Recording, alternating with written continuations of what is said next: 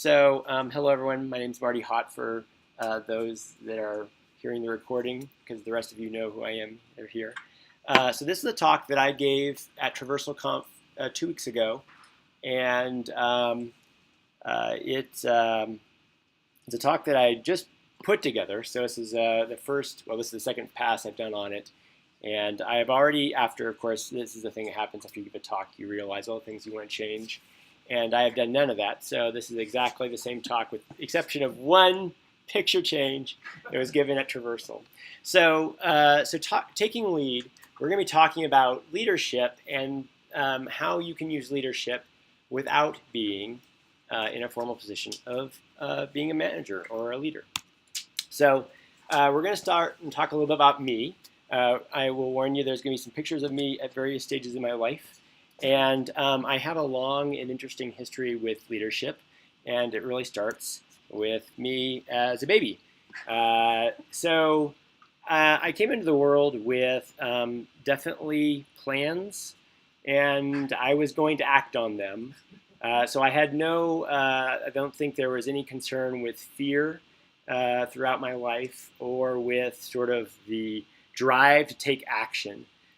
However, there may certainly be many cases where what I was trying to do was maybe not well conceived, or perhaps in my best interests. There's an interesting story my dad tells of when I was 5 and my sister was 2. We were staying at the Marriott in San Antonio. I think my dad was going to a dental convention, and we were just hanging out in the hotel. And apparently I duped my mom and led my baby sister along a little adventure throughout the hotel to explore, and I was eventually found by housekeeping in the basement in their laundry facility, and somehow had gotten access to their service elevator. So again, you can see examples throughout my life of me taking lead, doing whatever it took to get out there, explore, and know my world, no matter what the cost may be, perhaps. Probably wasn't all that bad, but this is how it started. So the next chapter of leadership in my life, yes, sir. I couldn't help but notice that looks like European. Yes. It is a European plug. This is in Nuremberg, Germany. I was born in Nuremberg, so my dad was in the U.S. Army, and so yes, indeed, good eyes. And Dad was also rocking a sweet 70s overalls. Yeah, definitely. Yeah, sweet jumper there. So, it probably is, but yeah. So the next chapter is the Boy Scouts. This is me. I'm the one holding the sign right in the middle there. I'm 12 in this picture. This is at Philmont, for those that don't know Philmont. Yeah, so Philmont is a backpacking ranch, a huge ranch in New Mexico, and is a fantastic place to go. And I've been there 3 times as a boy in the Boy Scouts. So the thing about Boy Scouts is they train their boys to lead. They're expected to lead. So actually, I am the patrol leader in this particular group, and I'm 12.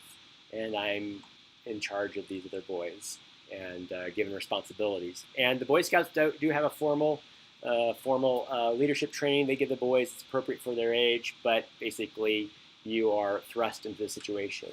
And I don't have memory of how good of a leader I was in Boy Scouts. Probably wasn't very good, but I don't really know. I mean, I was given lots of different positions, so I must have been doing something right. So this is sort of the next chapter of my life with Boy Scouts. The next chapter is a little bit different, but definitely an interesting experience. I was in the Army after high school. I was not a leader in the Army. I am, in this particular case, I am the driver of this Humvee. We're infantry, so 101st Airborne, for those that recognize the patch on the shoulder, or don't recognize the patch on the shoulder. I got a very different taste of leadership in this particular chapter of my life. And I saw the value of a team. I saw the value of a team working together, even when the orders were perhaps not I didn't agree with them, or I didn't think they were great. You still saw how effective that was. And I also saw sort of how strong leadership plays an important role. I also learned a lot about discipline. This was a great experience for me. It was one that I decided was not the best use of Marty. in this world and decided to move along. Um, so Jeremy Heingardner, who used to be a regular here, and after this, he was unhappy that there wasn't musician Marty phase in here. So that was the slide that's not in here. I was a musician. I had long hair. I was in some rock bands, a metal band, and whatnot. All kinds of different bands that played jazz and all styles. Unfortunately, there's sadly very few photographs of that phase. No, not intentionally. Luckily, this was not the phase where we wore makeup. So it was like post makeup, hairspray days. So it was it was the early 90s. So sorry, I don't have any photos from there to share with you. But here's the thing: the most profound experience that I've had in my life that affects my leadership is actually being a parent. And these are my 2 kids. This is about 10 years ago, a Father's Day photo. My kids now are 15 and 20, so a bit older than this. But it is all the challenges and the ways that I had to adapt as a dad in seeing what worked and what didn't work and how to relate and communicate that really I honed, or at least got much better, I should say, in dealing with my kids, because there wasn't the army. They just didn't accept orders and follow them. I had to adapt and realize that. And what's interesting is that going to today, I have sort of 4 aspects to myself that touch on leadership. And I find that the lessons that I sort of learned from being a parent has played out in all these roles a lot more than I would have expected. So we'll talk very briefly about the 4 aspects of my life now and how I sort of use leadership in actually a formal capacity. Is that Haught Codeworks? That's the consultancy I run. That has been very challenging. I've been running it for 13 years. I've made so many mistakes. I've learned so many things about building a business, building teams, running teams, dealing with conflict, all sorts of things. When money's involved, especially with clients that aren't happy with software being there or not being there or whatnot, it brings out the best and worst of people. So that has really been a great proving ground for a lot of my lessons learned about leadership. Ruby Central, for those of you know, I help run RubyConf and RailsConf, and I'm a director of that nonprofit with 2 others. And it's different because I'm a very hands-off role in many ways. So I have to lead as a director as opposed to being more hands-on. Boulder Ruby, the community aspect, although now I don't have to do quite as much because Rylan and Dan do a lot, and that's fantastic. Because leadership. That's right. Oh. Yes, indeed. And then finally, Boy Scouts. I am an adult volunteer with my son's troop, and I help train boys and also adult volunteers on that. So this is sort of when I think about leadership and how I use it and how effective this can be. This is my story about how I've drawn all these things together to sort of bring together the things I'm going to talk to you today about leadership. So the question is, what is a leader? And we could look at a very specific definition. This is from the Oxford Dictionary.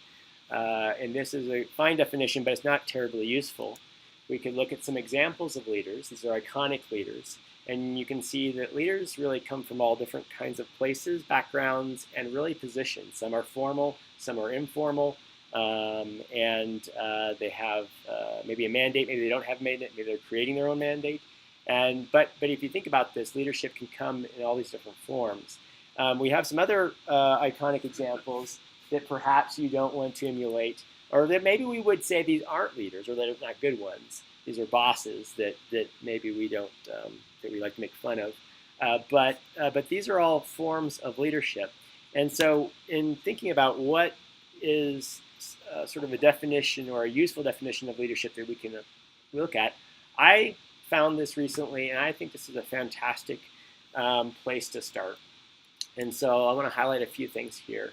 So it's really a process of social influence. So this is the way that we affect the others around us by using social influence. So it's not necessarily authority or power or being given a formal position, but it's a way that you can affect those around you that has the goal, has the effect or the goals that you want.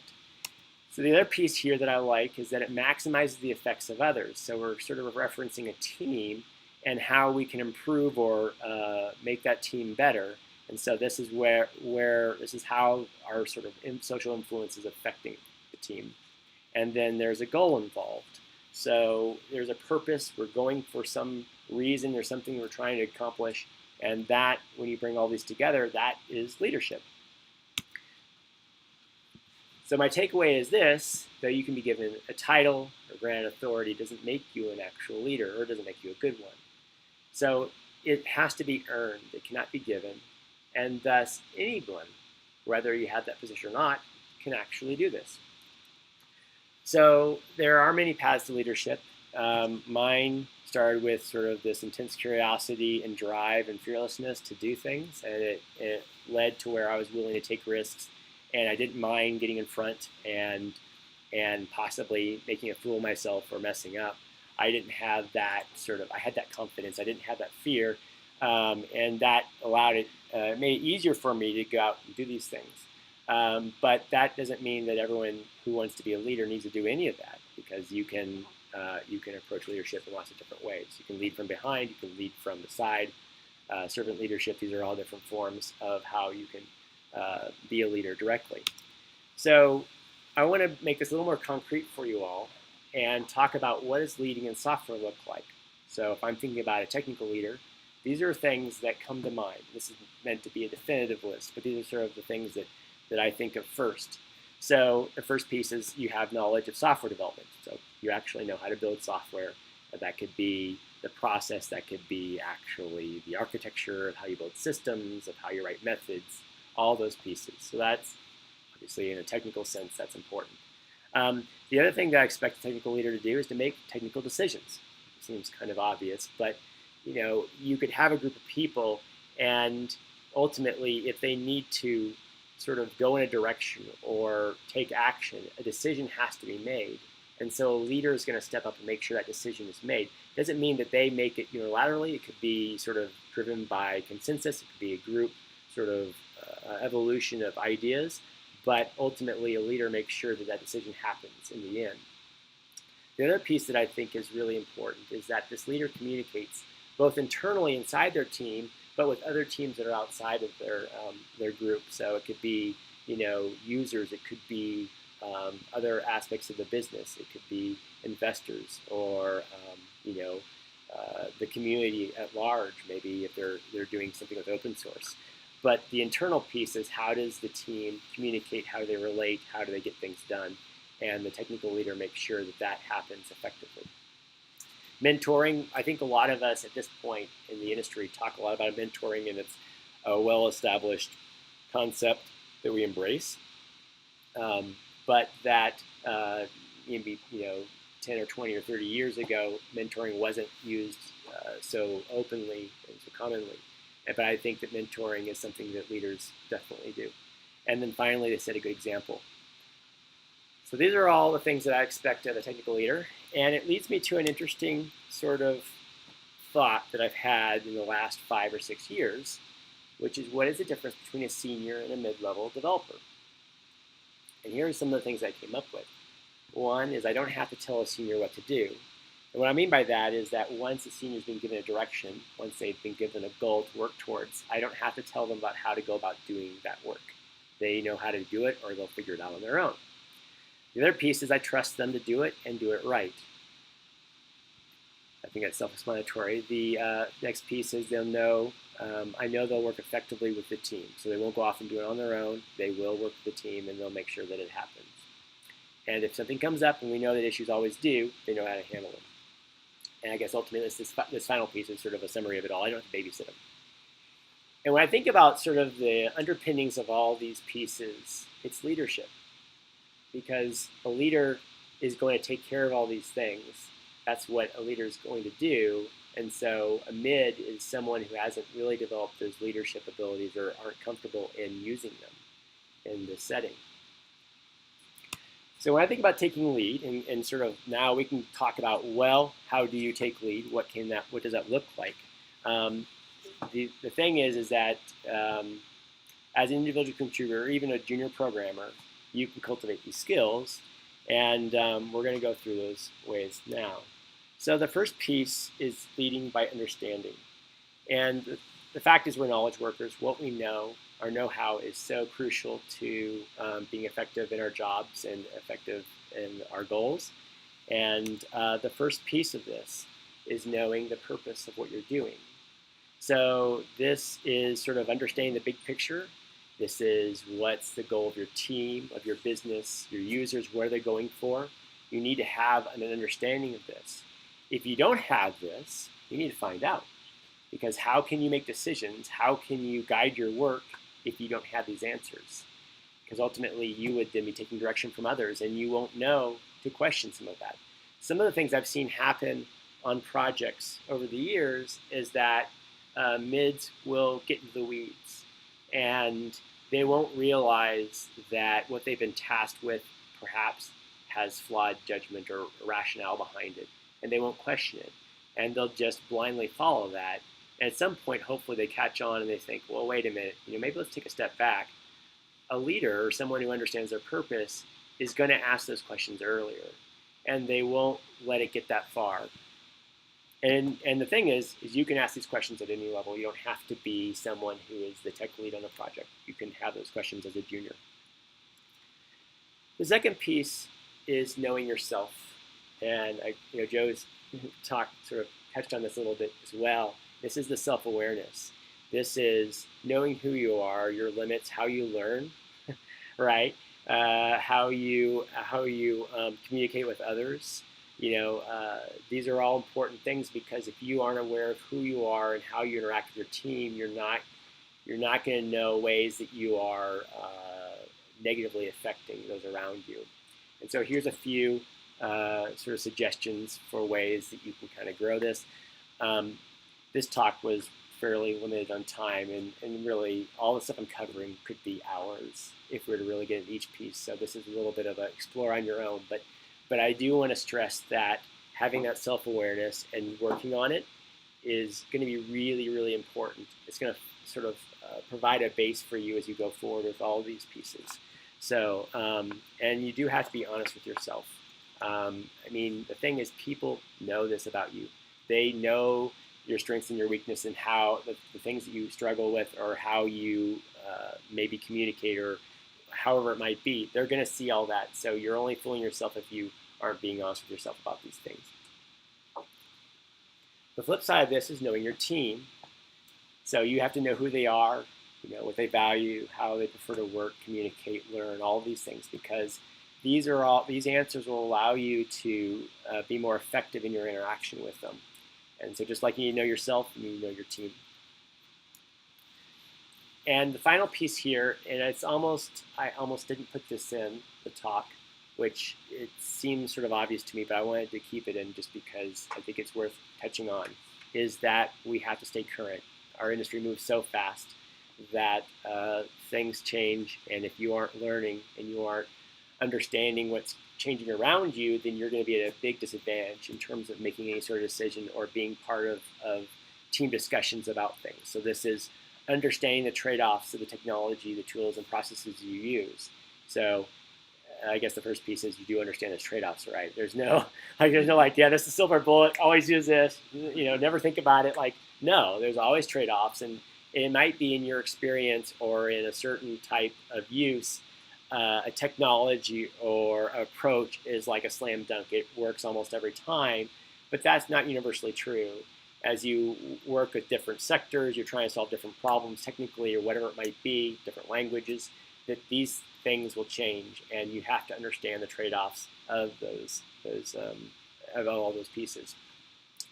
And then finally, you should broaden your knowledge to evaluate new technologies. You just need to be constantly learning about these things because they're coming up, and you know when it's time to learn this new piece or when it's time to start, suggesting or recommending this at your current workplace or whatnot, or when to play with it. So our ability to make decisions hinges on what we know. It's the foundation of what you'll use in your work. So as a PSA from Saturday morning cartoons in the 80s, knowing is half the battle. So the next piece is lead by example. This is a fairly well-known principle. I'm sure you've all heard it before, but it's true, and it's important that we keep this in mind. No matter what you do or how you say, it's how you act and what you do that's more important. So we start with actions matter. You need to model behavior and the values that you want the group to do. They need to be accountable. And so even as someone new to a team or someone in the middle of the team, you still can model that behavior. You can still be the developer or be the team member that you want everyone else to be. Because if you don't do that, then certainly why would anyone else do that? The second piece here is acting with integrity. You can't fake it. You can't fool people. Some people might not be sensitive, or they might be in their own world or have blinders on. They won't pay attention, but there's a lot of people that will, and they won't necessarily call you on it. I certainly don't call people on it. I observe, and I'm like, interesting. And so don't try to do this. Just be authentic. Be who you are. If you don't have integrity, if you aren't authentic, then a team will know it. They won't respect you, and they won't trust you. And that's the worst place you could be as a team member. You have to have their trust and respect. If you want them to follow you, if you want them to take you seriously. Finally, deliver quality. Again, this almost falls into the obvious category, but I want to talk a little bit about this. So this does touch on adhering to high standards. If you don't have high standards or you don't have standards defined, you should start to define those, or at least borrow them from anywhere. Just pick something that you want to strive for. You want to consistently be producing outstanding work and striving for excellence. So this is a piece that if you don't have this goal in mind, if you aren't shooting for this, then you're probably just skating by, or you're not moving ahead. And so the thing I love to recommend for this is called Kaizen. And this comes from lean manufacturing from the Toyota production system in the 50s. And this is the Japanese philosophy of continuous improvement. Kaizen is a process that you can use to improve yourself and your team. So there's kind of two pieces to Kaizen. We're going to do the quick 2-minute version of this. But the first piece is philosophical. And this is where, as a person or as a team, you're going to embrace a culture where you're actively engaged in suggesting and implementing improvements constantly on an ongoing basis to a point where it becomes a natural way of thinking.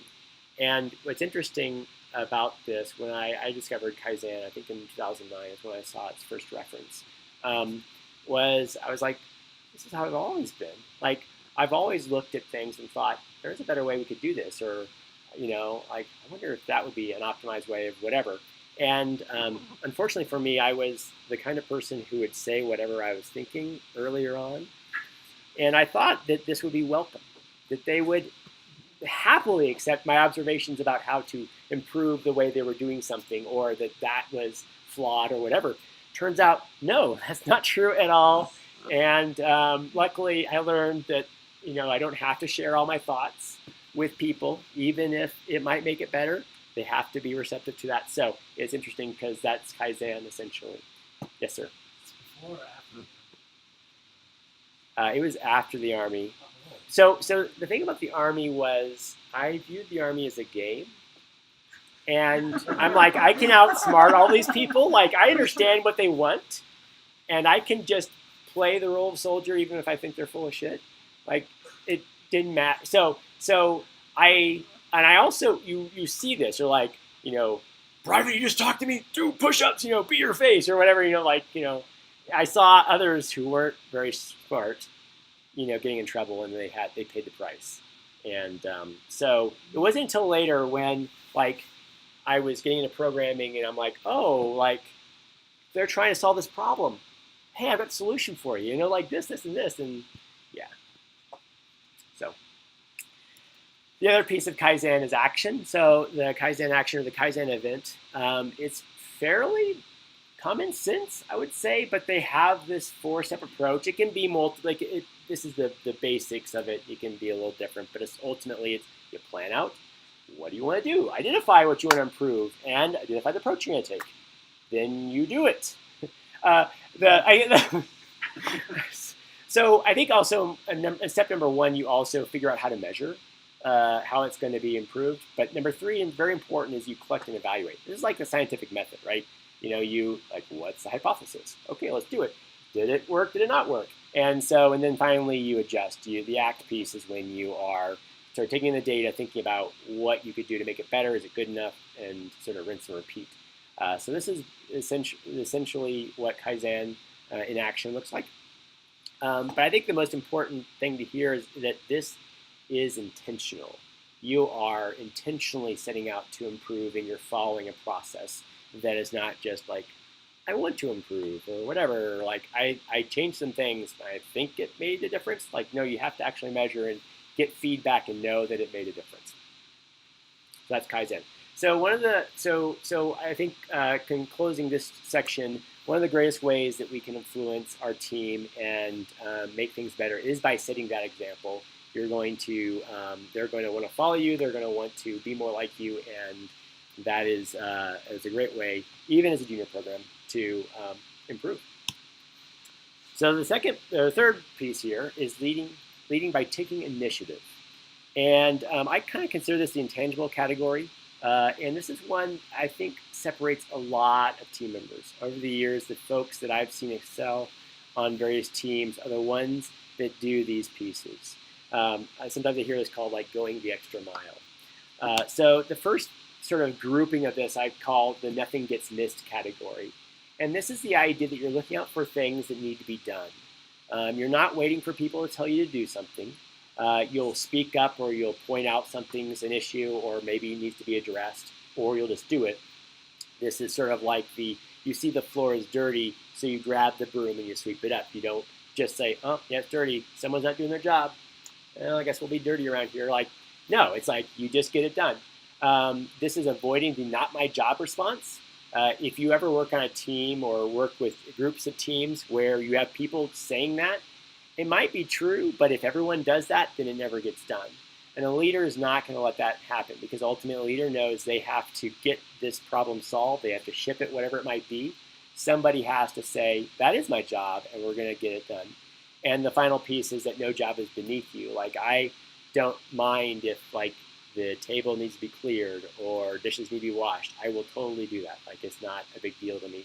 I could be the ultimate boss, and it's whatever. It's like it needs to happen. So this is making sure nothing gets missed. The next piece is being autonomous. And this kind of falls back to that comment earlier that like I don't have to worry about babysitting seniors and telling them what to do. This is sort of that piece here that you don't need someone to direct you with your job. Now, this shouldn't be confused with the idea that you go alone and that you don't accept help. It's not that at all. It's that you don't wait for someone to tell you how to do it or to say, okay, the next step of the process is this. You need to do that. Like you recognize what needs to happen, or you ask and you learn what needs to happen next, and you just make sure you do those sort of things. And so I sort of, on the second point here, I say earn the reputation where the team knows you'll deliver. Like, if you're responsible for something, you will make sure it happens, even if you have to pull in help or whatever it might take. Those are all sort of leadership skills. And so this is an important one, an intangible one of being autonomous. These different intangibles I mentioned, they are all qualities that leaders are going to want in their team. I certainly love it when I see that I don't have to sort of direct or guide folks. Certainly I will do it if I see team members that need that. But if I see them doing it already, that's like, great, I can go off and focus on other things. And so you want to be this. The next section is lead by lifting others. So because, we're talking about team-based activities, group-based activities, the ways that you can maximize others, so this is the social influence piece by maximizing their efforts, is a great thing you can look to do, and you can do this at any point in time. So the first piece here is looking to help. I give a few examples of what this can look like. But this is, if you see someone struggling, you offer to help. You ask them if they need some help. You can share an approach or a tip that uses your work. So like you figure out some cool way of using your tool or some script, you can share it. You don't wait for someone to ask about it. You can just share this. Stepping in when someone goes down the wrong path. There's a tactful angle here, like kind of mentioned my earlier thing about like you just blurt out how to solve their problems. It's certainly a tactful way you can mention these things, but that you are willing to help. You're looking for ways to help those in your team and those around you, even if it's not even your job. That's totally fine. So you want to embrace that mindset of helping out your teammates. The next piece is mentoring, which I think we kind of already have sort of know this pretty well, but like at any point in your career, there are things you know that you can share with others. So you can share your knowledge or experience. And the thing is teaching, some of the best ways to learn and to really get down a topic or whatever subject matter is by trying to teach it. So certainly, even if you don't feel like you are the expert at something, you can still go about it, learning it so that you can teach it. You'll grow your skills, and you'll likely help all those around you. So definitely think about how you can mentor even on your team right now. So yeah, lifting others is an excellent way for those not in leadership roles to help out their team. You don't have to wait for that to be your job. The next piece, I think this is the final one, is lead by communicating. So communication is a key leadership skill and one that is valuable on any team. We've kind of already talked about that and sort of the things I expect of a technical leader. And so things that you can foster your communication skills are things you want to work on at any point in your career. So I consider communication the cornerstone of effective teams. I do want you to practice empathy through your communication. So that's thinking about how what you're saying, how that's received by the people listening and taking it in, and sort of what your goals are with that communication. I mentioned listen to learn, so that when you're listening to other people, have sort of this curiosity about what they're saying, what their reality is, what their situation is. Like you might be waiting for your chance to then sort of do a retort or like give a response, but like have that curiosity of like, I wonder what's going on here. Is there more, like you're looking for clues. So I think when I'm hearing someone tell me something, I'm listening between the lines. I'm trying to find more than what they're just saying with their words. So that's listening to learn. And the other piece here is over communicating. I am a big fan of this. My team is all remote. And so I've noticed when I work with other teams that are not remote that they're actually terrible communicators because they think or they expect that communication is happening implicitly, or that it's happening because they're walking by each other physically in an office, and they don't think about the vacuum that's created when they're just communicating over Slack, over video, or whatever it might be. That they really don't think about that. So do over communicate. Make sure that everything is out there and you're being intentional about passing on that information. So feedback is a gift. So feedback is something very important. We're going to talk about a little bit about giving and receiving feedback. Feedback is one of the key ways that we help improve ourselves and our teams. Like when it's done well, it can inspire and motivate. If it's not done well, it can really hurt morale, ruin trust, and so you want to be careful with how you handle feedback. Little quick pro tip there: you criticize in private. You don't shame people in public. You accomplish nothing but negative things if you do that. So let's talk about giving feedback. So giving feedback, this is a little acronym that I will suggest for that you can follow. Ask for giving feedback. The first piece is it has to be actionable. What is the outcome that you have in mind for this feedback? If you're just giving them feedback on something they can't change, that's not actionable. So it needs to be actionable. It also needs to be specific. So if you use generalities, especially if you start to exaggerate, then you are probably not being, first of all, it's likely charged with emotion, usually negative emotion, and it's likely not true. It might be your experience, but it might not be the experience of others. So in the case of giving feedback, you deal with specifics. You talk about what happened Thursday afternoon. It's something that's very detailed. It's something that perhaps can't be argued because it's factual. And it's something that is easier for the receiver to take in, as opposed to you always do blah, blah, blah, blah, blah. That's like feels like an attack, as opposed to, when you talk about, that thing that happened 3 o'clock, when the deployment went out or whatever it might be. So you deal with specifics. And then finally, you're kind. You be tactful and kind in how you give it, because there's lots of different ways you can give that information. You want to be as nice as you possibly can. That doesn't mean that you are sugar coating it or not being honest. It's not that at all. It's just not being a jerk about it or being really rough or rude about how you might give that.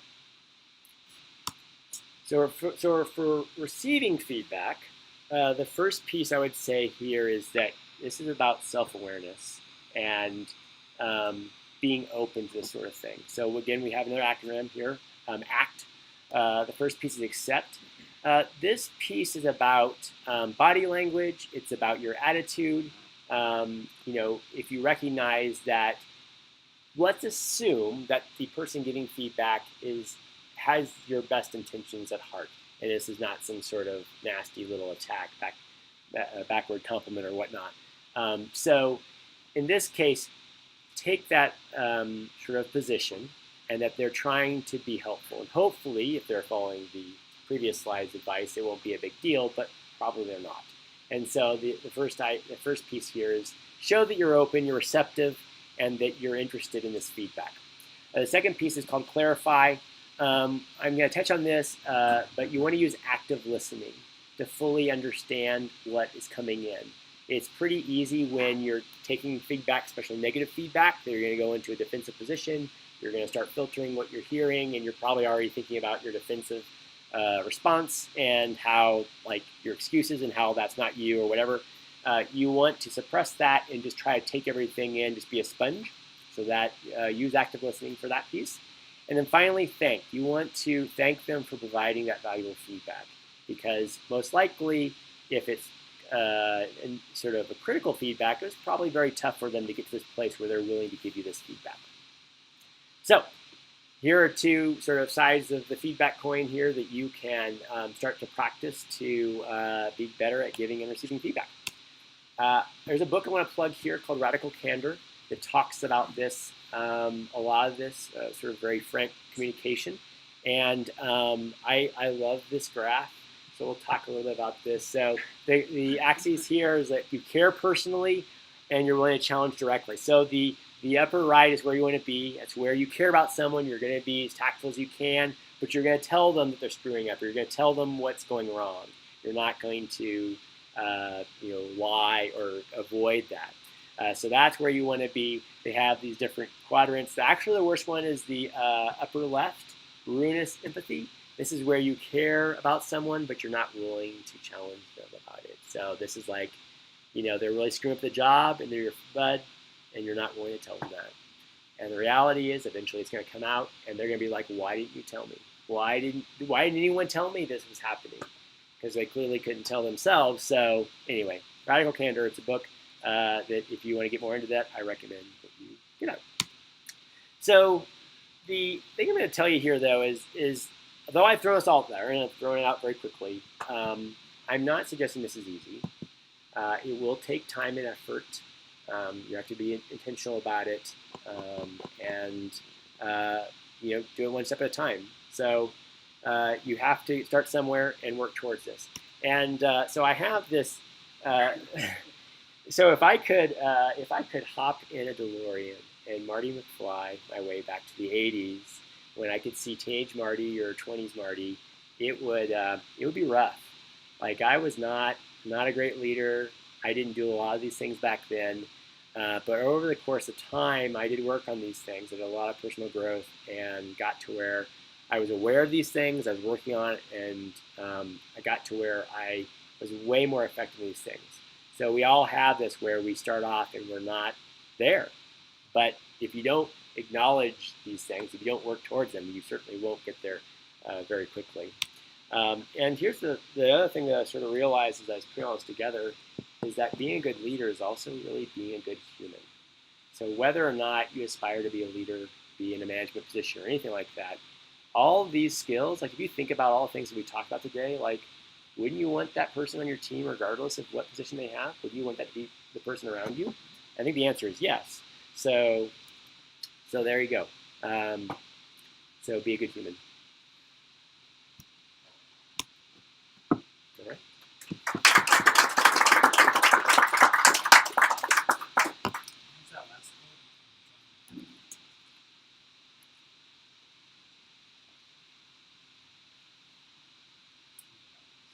Yeah.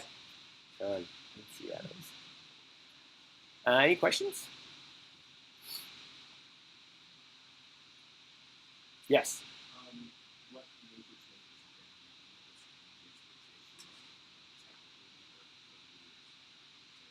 have 10, 20? Okay, yeah. So the question is, what sort of changes have I seen in the expectations of technical leaders over the last 10, 20 years? So I think being emotionally aware, emotionally intelligent about things is something that is talked about now, where certainly in the 90s there was none of that. The 90s there was also sort of like a lot of abusive stuff going on, and there wasn't the at different levels and different intensities that people weren't willing to address. So I think that certainly in the last 10 years, maybe even just 5 years, a lot more awareness of like that's not acceptable, and we need to improve. I think that I've certainly seen a lot of that. I don't know. It's tough because my awareness as a person has expanded so much over that time. So like maybe that was happening some places, but I didn't see it because I was too young and wasn't really paying attention.